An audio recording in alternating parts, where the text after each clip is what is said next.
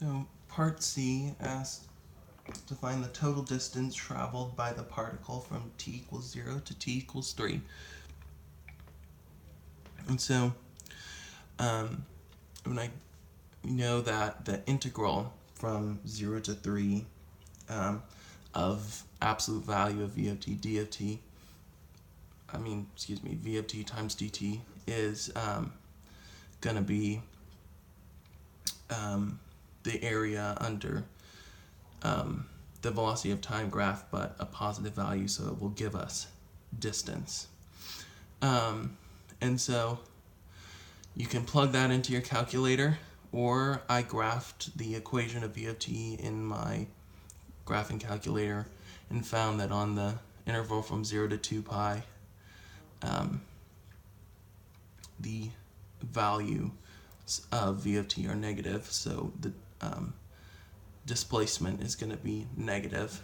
So if we're finding distance, we just need to multiply that by a negative to get a positive number for distance. And then from the interval t equals root 2 pi to 3, the displacement is positive, so we don't have to do anything to that integral.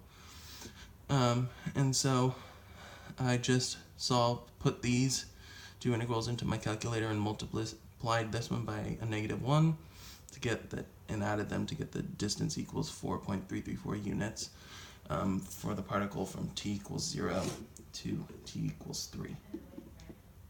And then the last part of the problem, part D, was to find during the time interval 0 is less than t is less than 3, the greatest distance between the particle and its origin, or the origin 0, 0. And so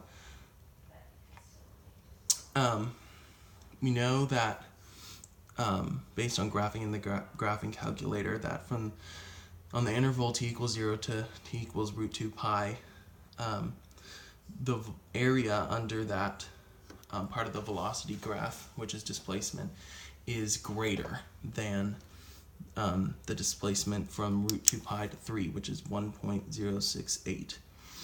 And then this displacement is going to be, when multiplied by the negative to make it positive, the greatest distance that the particle travels from the origin, because it's going away from the origin in the negative direction for 3.265 units, and then only goes back toward the origin for 1.068 units. So this is the point where the particle, t equals root 2 pi, where the particle is farthest from the origin. So, but the one caveat is that the particle starts at the position x equals 1, whereas the origin x equals 0.